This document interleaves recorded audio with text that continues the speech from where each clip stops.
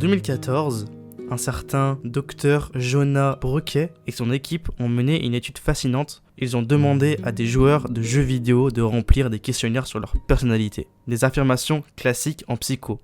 Du style « J'ai une imagination très vive quand je suis seul »,« J'apprécie la compagnie des autres »,« Je m'inquiète souvent de ne pas en faire assez », ou encore « J'ai besoin de gagner même si cela blesse les autres ». Je te laisse répondre dans ta tête si tu veux. Ensuite, ils leur ont demandé quel type de jeu ils préféraient.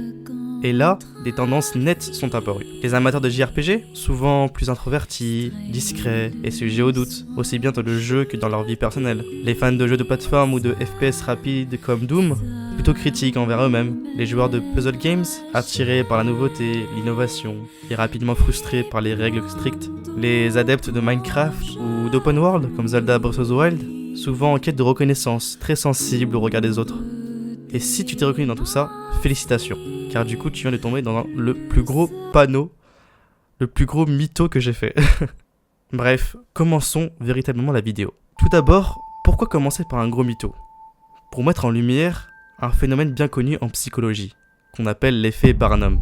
C'est ce biais cognitif qui te pousse à croire que les affirmations vagues ou générales te décrivent parfaitement, surtout si on te dit qu'elles te sont personnalisées. C'est la base de l'astrologie, des horoscopes, des voyants et des coachs LinkedIn. Et que ça fonctionne très bien du coup. Ajoute à ça un peu de biais de confirmation et tu finis par croire que ta passion pour Persona 5 fait de toi une personne profondément créative. Spoiler, c'est peut-être vrai, mais ce n'est pas une preuve. Alors oui, on va parler de psychologie et de jeux vidéo, mais garde à l'esprit que ce n'est pas une science exacte. Disons qu'on va essayer de comprendre les tendances, pas de prédire ton avenir de joueur accompli.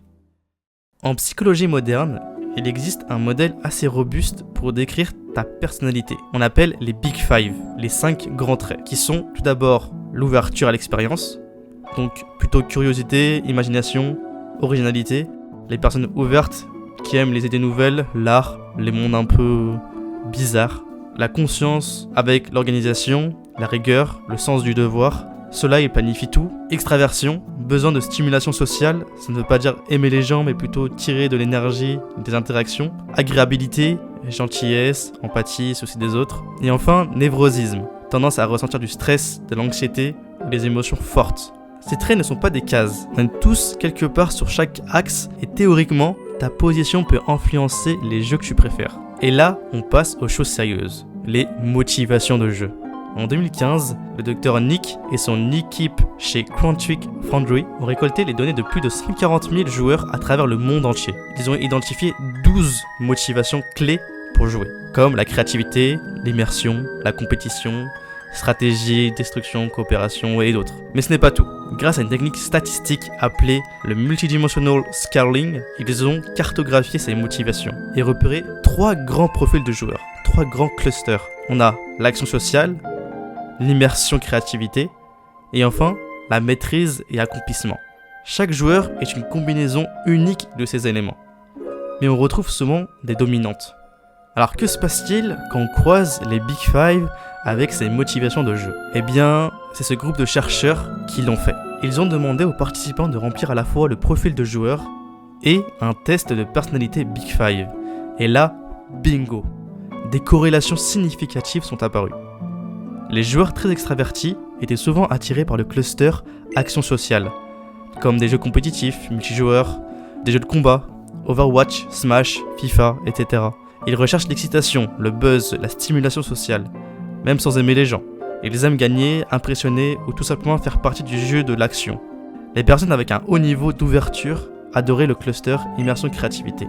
JRPG, Sandbox, Minecraft, Zelda, Undertale, Baldur's Gate, etc.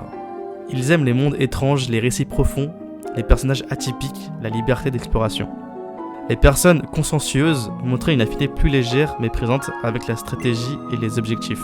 XCOM, Civilization, Advance Wars, Fire Emblem. Ils aiment planifier, optimiser, cocher toutes les cases, débloquer tous les trophées. Mais attention, ce ne sont que des corrélations. Tu peux adorer Dark Souls sans être ni extraverti ni consciencieux, et tu peux être super anxieux et kiffer les roguelikes. Tu fais ce que tu veux, t'es bizarre, c'est ton droit. Et c'est pas un défaut. Et si au fond, on ne jouait pas pour fuir la réalité, mais pour mieux comprendre qui on est ? C'est ce que suggèrent certaines recherches sur l'influence des médias. Les jeux, comme la musique ou les séries, peuvent aider à construire notre identité, à réguler nos émotions, à trouver un sentiment de communauté, surtout chez les jeunes. Peut-être que nos goûts ludiques reflètent nos besoins profonds, et peut-être que ces jeux nous façonnent aussi en retour. On parle souvent de la personnalité comme d'un mélange entre l'inné et l'acquis, et les gens pourraient justement faire partie de cet environnement qui nous transforme. Alors, est-ce que ta personnalité détermine les jeux que tu aimes ? Pas entièrement, mais elle joue probablement un rôle. Peut-être que tu es devenu un fan de jeux de combat parce que tu es extraverti, ou peut-être parce que ton premier jeu c'était Super Smash Bros, mêlé comme moi avec mon grand frère, ou peut-être les deux. Ce qui est certain, c'est qu'il n'y a pas de bon ou de mauvais profil de joueur. Il n'y a pas de style de jeu plus noble ou plus intelligent, il y a juste toi et ce qui te fait vibrer. Alors la prochaine fois qu'un jeu te passionne au point d'y passer 200 heures, au lieu de culpabiliser, demande-toi qu'est-ce que ce jeu m'apprend sur moi ? Qu'est-ce que j'ai appris de ce jeu ? Et surtout, n'essaye pas de te corriger. Apprends à te connaître, à t'accepter et à t'amuser. Parce qu'au fond, c'est ça le vrai endgame.